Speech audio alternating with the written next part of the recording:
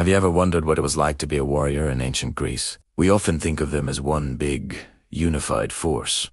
But the reality was far more complex and fascinating. Two city-states, Athens and Sparta, stood out from the rest, and their warriors couldn't have been more different. This is the story of two rivals, two philosophies, and two legendary fighting forces that shaped the course of Western civilization. Let's start our journey in Sparta, the most feared military state in all of Greece. For a Spartan, life was war. From the moment a boy was born, he was inspected by the elders. If he was deemed healthy and strong, his life was dedicated to the state. If not, his fate was grim. At the age of 7, he was taken from his family and enrolled in the Agoge, a brutal, state-sponsored training regimen designed to forge the ultimate soldier. Imagine being a 7-year-old, stripped of all comfort and thrown into a world of hardship. Spartan boys were taught to endure pain, hunger, and cold.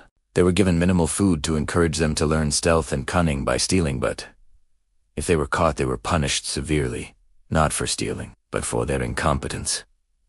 They walked barefoot, wore a single garment year-round, and slept on beds of reeds they cut themselves. It was a relentless system designed to weed out the weak and instill absolute discipline, loyalty to Sparta above all else, and a complete lack of fear of death. Their training wasn't just physical. They learned music, poetry, and dance, not for leisure, but because these arts taught rhythm, coordination, and teamwork, essential skills for maneuvering in the phalanx formation. The phalanx was the heart of Spartan military might. This was a tightly packed formation of hoplites, heavily armed foot soldiers who locked their shields together to form an impenetrable wall of bronze and wood. Each man protected the soldier to his left. This wasn't just a tactic, it was a physical manifestation of Spartan society. The individual was nothing. The collective, the state, was everything. To drop your shield in battle was the ultimate disgrace.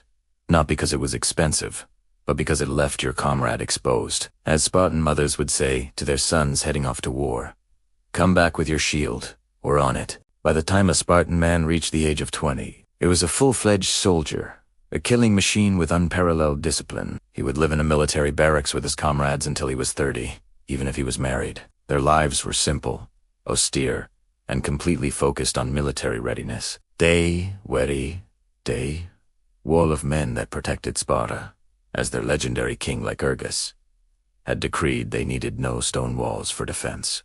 Their reputation preceded them everywhere. The mere presence of a Spartan army was often enough to make their enemies reconsider a fight. The most famous example of their prowess, of course, is the Battle of Thermopylae in 480 BC, where a small force of 300 Spartans, led by King Leonidas, held off the massive Persian army 4 days, a last stand that is echoed through history as the ultimate symbol of courage and sacrifice. Now, let's travel about 150 miles northeast, to the vibrant, bustling city-state of Athens. If Sparta was a closed fist, Athens was an open hand. It was the cradle of democracy, philosophy, and art.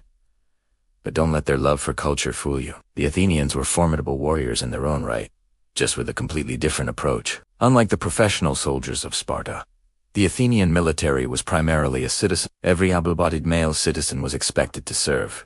Their training began at 18 with 2 years of mandatory military service, known as the ephebia, but this was nothing like the Spartan agoge.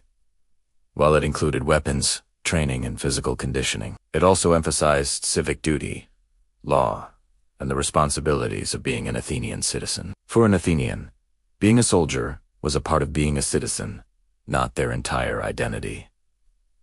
So, what made the Athenian warrior so effective? Innovation and adaptability. While the Spartans perfected land warfare with their hoplite phalanx, the Athenians looked to the sea. Their power was projected through their navy, the most dominant maritime force in the ancient world. The heart of the Athenian navy was the trireme, a sleek, fast warship with 3 banks of oarsmen. These rowers were not slaves, but citizens from the lower classes.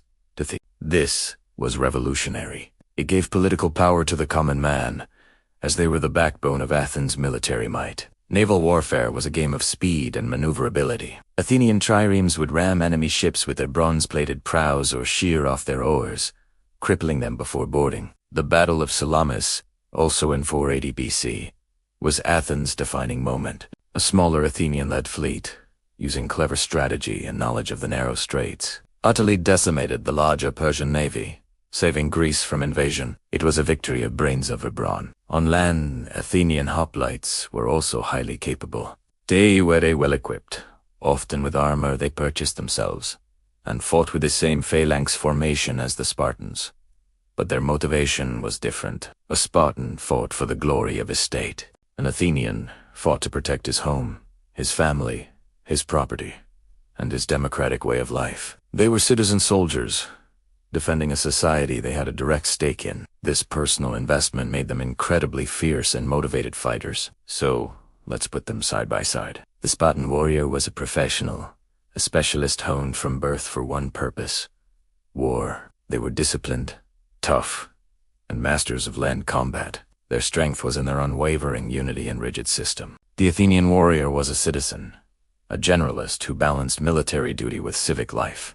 They were adaptable, innovative, and masters of the sea. Their strength was in their intellectual flexibility and the democratic ideals they fought to protect. The ultimate clash between these two superpowers was the Peloponnesian War, a brutal, decades-long conflict that pitted Spartan land power against Athenian sea power. It was a battle of the elephant versus the whale. Sparta and its allies eventually won, but the war left all of Greece exhausted and vulnerable, paving the way for the rise of Macedon under Philip II and his son, Alexander the Great.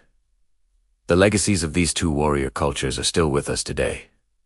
The word Spartan itself means austere and disciplined. The story of the 300 inspires tales of heroic last stands. From Athens, we inherit the ideal of the citizen soldier, the concept of a democratic nation defended by its own people. They represent two different paths to greatness. Sparta shows us the power of specialization, discipline, and collective sacrifice. Athens shows us the strength of innovation, adaptability, and individual freedom.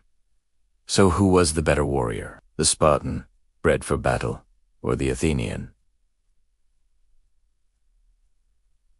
fighting for an ideal? The truth is, both were extraordinary. They were products of their unique societies, two sides of the same incredible Greek coin. Their rivalry, their stories, and their philosophies continue to teach us about war, society, and what it truly means to fight for something you believe in. Thank you so much for joining me on this journey back to ancient Greece. It's a period of history filled with so many epic tales.